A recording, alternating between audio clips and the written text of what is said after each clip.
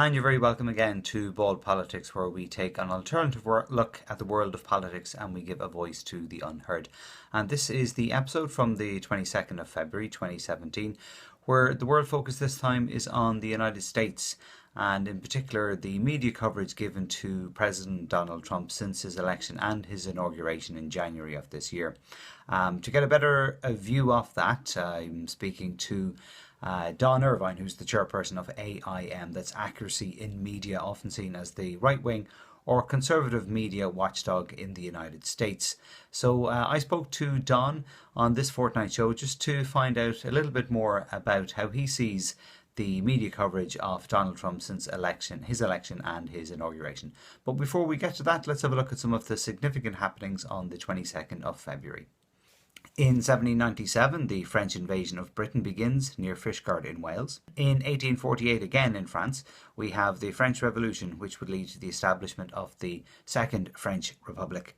And in 1924, on a theme presidential, we have the US President Calvin Coolidge. He becomes the first president to deliver a radio broadcast from the White House. Significant births also on an American presidential theme. In 1732, on the 22nd of February, we have the birthday of the first president of the United States of America, that is George Washington. So now let's go to this fortnight's topic, where I spoke to Don Irvine from Accuracy in Media. Don Irvine, you're the chairperson of AIM, that's Accuracy in Media Reporting, is that correct? Correct. Okay, and can you just outline for us a little bit exactly what AIM does? What's their purpose? Well, AIM is what's considered here as a conservative media watchdog. Mm-hmm. So what we do here is that we're reading, we're watching, we're listening for all kinds of news, looking for what we think are instances of bias, inaccuracy, things that they are omitting, and then we want to report on that to the public so they can kind of see what's going on, what they may be missing. Okay, so it's pretty much from a conservative point of view. Yeah, we won't deny that. Okay, all right. Okay, so some people might say that you're the direct opposite of FAIR, the other organization in the United States. Right. Yeah, and a matter of fact, with FAIR, when they were formed, we found out about them in 1986 when we were holding a conference in Long Beach, California, and one of our attendees brought us a newspaper article from the LA paper and said, "Have you heard of these guys?" And we're like, "News to us." Okay. But yeah, we're definitely pretty much as opposite as we could be. Okay, so I guess you guys are probably quite supportive or favorable towards a Trump presidency. Would that be right, or at least a Republican presidency anyway? Well, yeah. I mean, the Trump presidency is going to be an interesting challenge, I think, for a lot of conservatives. So yeah, I mean, we will not hesitate to criticize them if need be. Okay, so far, how would you rate the treatment of Trump and his presidency, his administration thus far by the mainstream U.S. media since he's been elected? Well, I think the media is still trying to figure out how to handle President Trump, much like they couldn't quite figure out how to handle him during the campaign. They got pretty hostile during the campaign about the coverage. They didn't want him in office. They have seemed to continue that general vein going forward. I don't think they like the way the setup is being done now in the press briefing room, for example. Okay, are you referring to the press officer, Sean Spicer? Right. I mean, they have shaken things up. The press was kind of warned that things would probably be different under this administration, and anybody who's been watching those press briefings knows that the legacy, the old line media, no longer has all the questions. He's really spreading it around. They've added the Skype feature. It's been fascinating to watch. Okay, so is that a deliberate tactic? Because Sean Spicer's approach appears to be quite aggressive. It started off with the dispute over the numbers, how many people were at the inauguration may not be necessarily an important issue. Was that the right approach to take? Yeah, look, I definitely have my disagreements with the way the administration has handled things. I think, and I've discussed it on my own podcast. I don't think that was, as you said, that's not the burning issue of the day. Does anybody really care? I mean, numbers. There's so many ways to calculate those numbers here in the nation's capital. We've had the protests have had, things like that. There've been disputes about these things going on for 20 years. He's not. This was not adding anything new to the conversation at this point, and it does seem that it takes away from a larger issue. Now, on the other hand, because the Trump administration is so unpredictable, I thought too, maybe this is also part of this extra clever strategy on their part to kind of let's kind of move the media off on this distraction while we work on the other things that maybe they would concentrate on, maybe they beat us up over. In the meantime, we're going to get this pushed through. No one knows. I mean, Okay. I don't know if there's a single person in DC that knows exactly what's going on here. Okay. So it's probably maybe what they want at the moment, what the administration want. No, look, everybody's kind of second guessing them. Now it is still relatively speaking early days. We're just into February. Well, we're a little bit into February. Not even really hit the month mark yet as such in his presidency. But the obvious controversies have come to a head. The so-called Muslim ban at the airport. The wall around Mexico is being built. Now, with all those things in mind, do you think he's got a fair deal from the mainstream media? No, I mean, I think he still has. Now, some of the things that go on, I'm going to say, I think are his own doing. Mm-hmm. He does. The president has is kind of got that quick trigger finger with Twitter. If you say something and he doesn't like it, he's going to let you know right away. My advice on that is, which would be a lot of people would advise anything on social media. Go ahead and type it out, but don't necessarily send it. think about it, and then maybe maybe ask somebody else before say, hey, does this look good? Should I send this? Get somebody else's opinion before you actually go ahead and hit that send button. Mm-hmm. But overall, the media is looking for things they can attack him on. Now, my overall impression of the administration here is just that I think their attitude is that they really don't care that much about what the U.S. media thinks of them, or maybe even the world media for that part. They are going to get through. They have their agenda. They have their things. They're going to do what they want to do, regardless.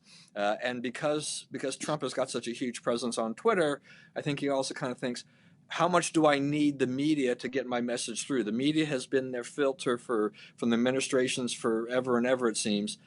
He is rewriting the book on this. You can argue about how fair the coverage has been, but I think when it comes down to things like you're talking about, like this whole quote Muslim ban or whatever, which is basically let's take a deep breath, let's look at what's going on here from people coming into the U.S. from these 7 countries. And just kind of make sure that our policies are sound policies, so we don't bring in potential terrorists. The media's kind of gone crazy about this. The narrative is that this is an outright Muslim ban, as Trump had maybe alluded to earlier during the campaign, and they're using that against him. But the question is that how constitutional is what the court is doing in this case, getting involved in all this? Things are getting to be very murky. With the wall, I was talking with a friend of mine who works on immigration issues, and overall, he feels that like the executive order could have been handled better. They handled this very clumsily. The wall, I don't think anybody really knows what's going to happen. There's a lot of give and take. He says he's not kidding. Yeah, no, and I don't think he really is kidding in the sense that he's throwing down the gauntlet. He's making a challenge. He's saying, go out and do this, and see what happens. He does give some people who are more the type that want to see the wall built hope that something will happen. But I have not been down to the border, so I'm no expert on this. But I've read enough stories pro and con on this. My feeling is that a wall would help maybe deter something, but it's not the be all end all to the immigration problem in the United States.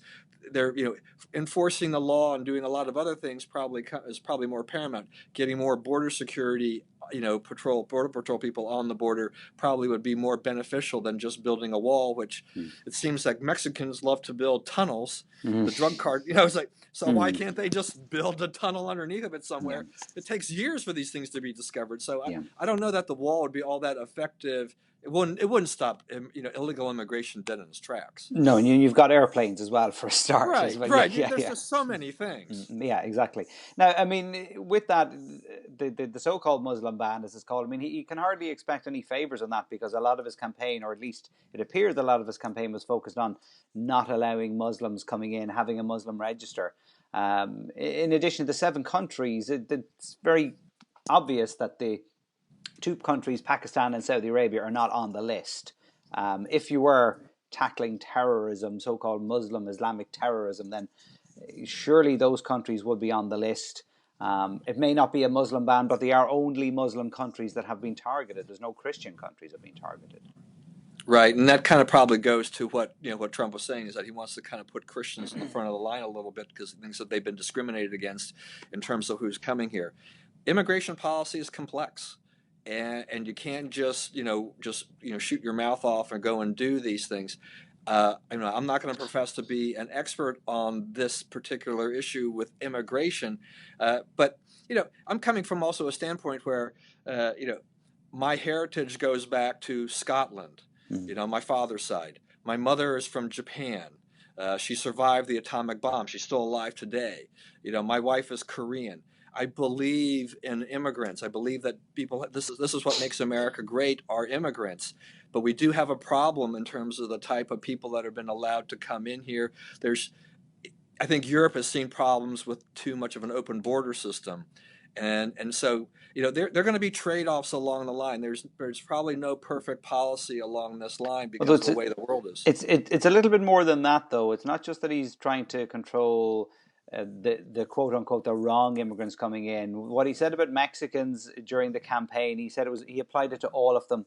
The Muslim register was to apply to all Muslims. So in the campaign, and the rhetoric was certainly he was anti-Muslim and anti-Mexican. So we can't really kind of say now that he's only trying to stop the quote unquote bad ones. He was talking about a blanket ban of everybody. Yeah, and I think you're right, though, in the sense of that was definitely high rhetoric on his part. Trump during the campaign, but they were direct quotations, though. Yeah, but it was, for him, it is, what didn't Trump say during the campaign? Almost it seems that he, in order to get support and get votes, he seemed to have pandered to virtually everybody you could do things to. People here who voted for him, they came from a very, there was a lot of different kinds of people who voted. A lot of my friends who voted for him didn't necessarily like him all that much and believe in what he was doing, but they thought they would pick one issue and say, that's the issue I'm voting on.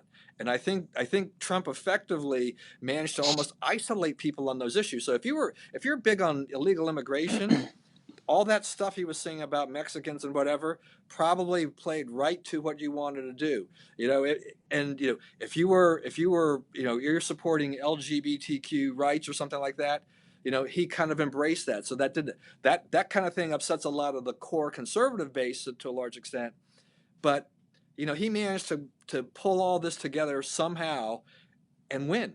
And coming back, are they going to come back to bite him? It just depends on what kind of policies he does. But obviously, when he uses the word Muslim ban, it came back to bite him in the court decision. Now, I don't necessarily sure that yesterday's court decision, whether or not they should be using something he said like that against him in this case. I think they need to judge on the merits of what was in the executive order and not use the other statements. But looks like that case is going to be litigated further, and we'll get a little bit more information down the line. But did that strike Americans as somewhat disturbing, that somebody could say those things about Mexicans and Muslims, that would register as a positive with them? It depends upon, I think, the point of view. I mean, there are a large swath of people who think that what he said was perfectly fine and doesn't upset him, and there are equally a number of people who think that is just outright racism and things like that. This country is definitely divided on a lot of those fronts. My personal feeling is that I wish politicians or anybody like that would quit making such blanket statements like that. That doesn't serve any purpose whatsoever. I consider myself a pretty good conservative, but I also think I tried to be somewhat pragmatic and reasonable about things that are going on there, so that I don't necessarily say I'm going to agree with this guy 100% of the time. It's just not going to happen. Okay. Now, in terms of the media, the mainstream media's response, do you think they've been somewhat, I don't know, wrong-footed, or they're completely in a spin? Because there's all sorts of nonsensical stories coming out about Trump and the administration, the transgender suicides, a variety of other stories that have no substance, even silly stories of pictures where Trump looks like a gargoyle and nonsense like this. Has he really gotten them so flustered that they don't know where they're going? Well, I think that's true to a point. I mean, the proliferation of fake news, and I think it's really has increased since the election. There's so much anti-Trump news out there, and social media creates this storm of it because it doesn't take long for a story. It doesn't have to have any factual basis whatsoever before it can go viral, because most people don't read what they see on social media. If they see a Facebook post or something on Twitter, they tend to just go ahead and retweet or share without ever reading and figuring out whether or not that's real or not. And so then you get this, then it only exacerbates the problem. But the press, surprisingly enough, Joe Scarborough from MSNBC, the other day, he said, talking about fake news, he says the journalists have got to do their job. They've been caught up in this web, and they have to do a better job of ferreting this thing out. This is a complaint kind of that we've had for years about journalists, at least in the U.S., is that because of the internet, because of the change of pace of things. I'm old enough that I remember reading a newspaper from front to back. I'm still reading a newspaper from page A1 to the last page of the sports page, basically every day that I'm around. But there are not too many people that do that like me, and I didn't do that because it was I started doing that when I was like 10 years old. So it wasn't because I was going to be a journalist or anything like that. But those people don't exist. My own kids don't do that. So now, and you go, who subscribes to a newspaper? Who is looking for? By the time you get a newspaper, the Washington Post, for example, the news you get is basically old news because you had a chance to already see it and view it on the internet, either on their website or through Twitter, Facebook, Snapchat, whatever it may be. So now the pressure is on this 24/7 news cycle that's developed. So what happens to journalists? And I'll say, I feel actually a little bit of sympathy for them in this regard, working in a newsroom where you're basically pressured to put this stuff out. Now, how much time do you have to check the facts? Journalists should always check the facts. We always worked hard. We always tell people, and we tried to check our facts as well, that don't put anything out there unless you've actually checked the facts on the story.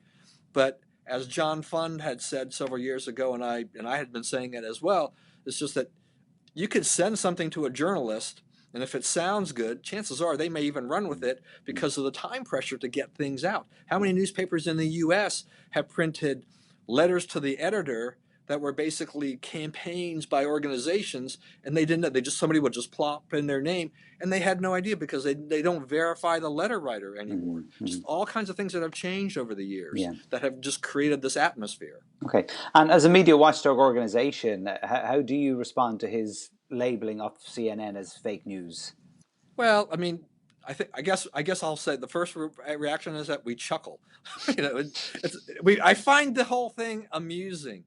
Has CNN put out fake news? Yeah.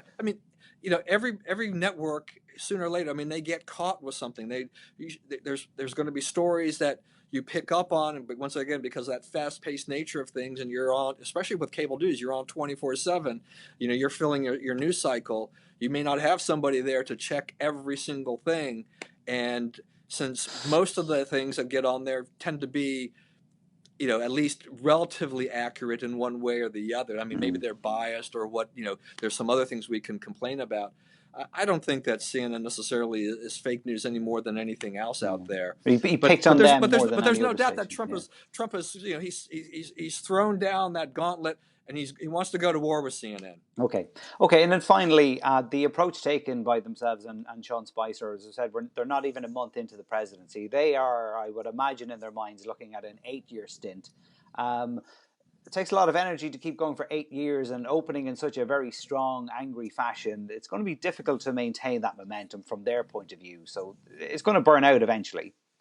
Yeah, I mean, I was talking with a colleague of mine this morning about generally the people that Trump has in place in administration, like Spicer, like Kellyanne Conway, in terms of there is no way that they can go the full 8 years. If you're looking 8 years, it'll be hard for them to even get to 4. Yeah. I mean, if the pace continues like this, 1 to 2 years is probably the most you can expect out of some of these people, because I think it's just human nature. How all of the things that you're asked to do, how can you keep that up for more than a couple of years? Okay. So I'd like to thank Don very much for his time and for the people in AIM for setting up that interview. If you want to know a little bit more about what it is that they do, why not check out their website? That's aim.org, aim.org. So that's pretty much it from us this fortnight. So from me, Peter Carney, until next time, take care.